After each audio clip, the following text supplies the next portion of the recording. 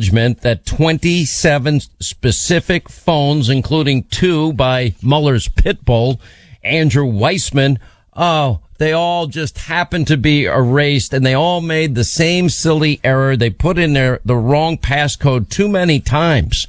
I don't believe that at all. We also know that Mueller's team had Lisa Page's phone and claimed was lost, according to emails. That just broke today. Also, the Senate Homeland Security Committee has now authorized subpoenas for testimonies from Obama officials as part of the Durham investigation and the ongoing quest for justice. And that would include Brennan and Clapper and James Comey himself, Mr. Super Patriot, Mr. Higher Honor with no honor. And Bill Barr confirming there could be more criminal charges here. And on top of that, justthenews.com, John Solomon reporting the State Department reported that Burisma paid a bribe while Hunter Biden was serving on the board. Again, ignored by the mob and the media. Here for updates on all of this, Sidney Powell. She wrote the book about prosecutorial abuse called License to Lie. She's the lead counsel for General Michael Flynn, who still deserves, in his case, equal justice under the law, which he hasn't gotten. John Solomon, editor-in-chief for justthenews.com. John, we'll start on the news side first. Let's talk about these new developments, the wipe phones, the Durham report. Now Ron Johnson's committee calling these people back in. Where does all of it stand? Because we're beginning to hear a lot of chatter now.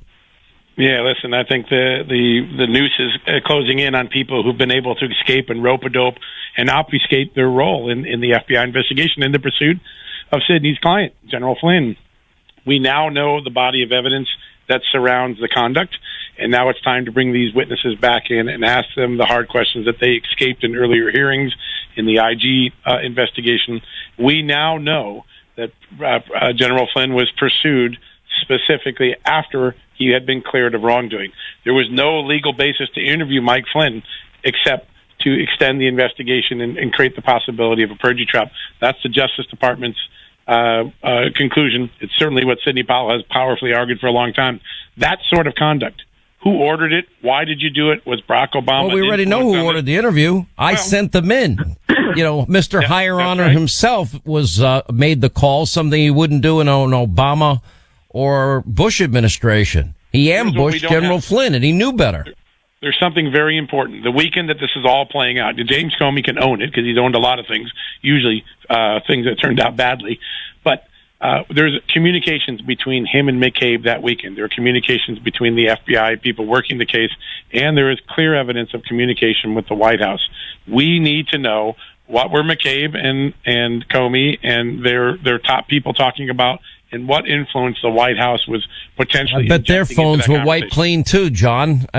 Apparently everybody can wipe them clean unless the only people who spend any time in jail or get charged are conservatives for process crimes. There's a dual justice system. That's where it exists now. Sidney Powell, I think John brings up a lot of good points, especially as it relates to General Flynn. Oh, definitely he does. I mean, we've known all along they've been hiding evidence that showed General Flynn was innocent. There's still more of it out there.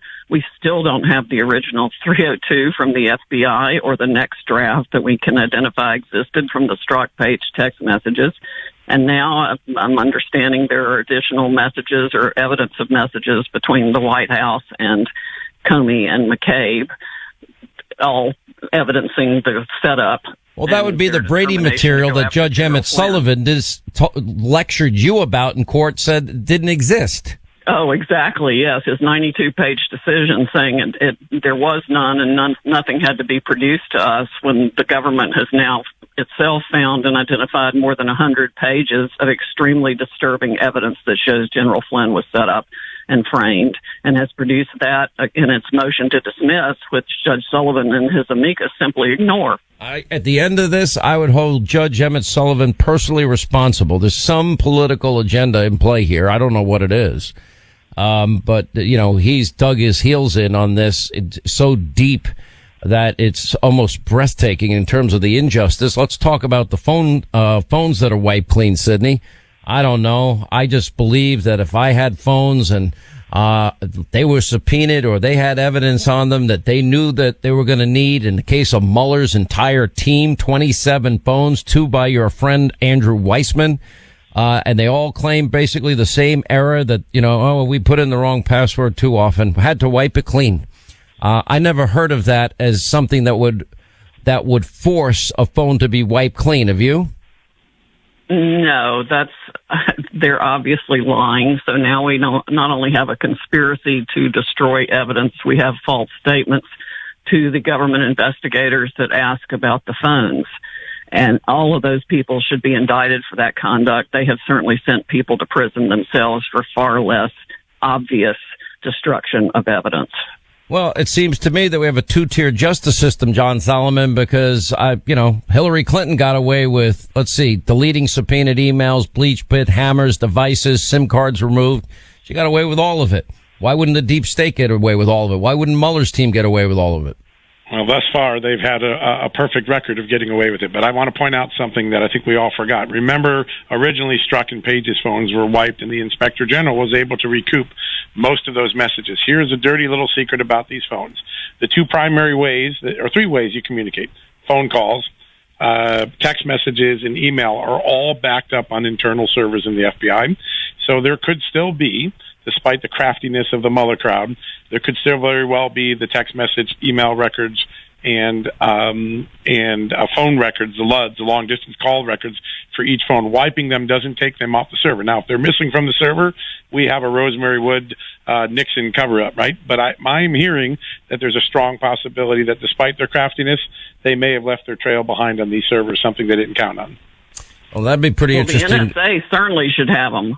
I mean, the NSA has everything. They certainly ought to be able to get these messages. Well, that's an open question, or is it? Because we've had people like Bill Binney and others on this program that say that everything is backed up. Now, the government has denied it in the past. Do they have everything, or do they not have everything? Well, my sources tell me they do. It's just a matter of getting it. Yeah, I think then why didn't we get 33,000 emails that Hillary deleted? Because she moved them off. And plus we know they're on Weiner's laptop, which the FBI deliberately ignored. I mean, where is Weiner's laptop? And if that was destroyed, then somebody needs to be prosecuted for that. I'm sure that's in somewhere in the Hudson River at this point. John? Yeah, listen, I think that these are all great questions. I think there's another set of documents that all should start getting ready to focus on. Mike Flynn was clearly unmasked dozens of times by dozens of Obama officials. He wasn't the only Trump official. I believe we are near learning that there were many other Trump officials monitored by the Obama administration, unmasked their conversations. And if we're going to unmask the data that we have on Trump, maybe it's time to unmask the data we have on people like Andrew Weissman and Bob Mueller. Let's find out what they have. The NSA has these records. That's why all that unmasking was going on.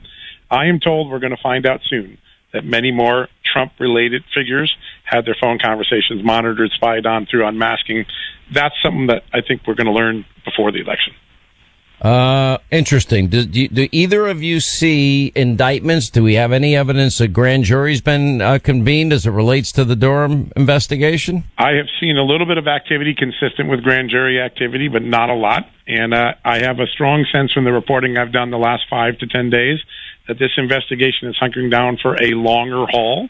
It won't be wrapped up by Election Day. There may be some actions before Election Day, as the Attorney General has said, but I get a sense that there is a longer, more persistent investigation that is going to live beyond the election, which makes this election all the more important for people. Well, if Joe Biden were to win the election, this whole investigation stops on January 20th. That's right. That's right. By the way, re-elect President Trump. We must re-elect President Trump if we want any hope for the rule of law being restored in this country.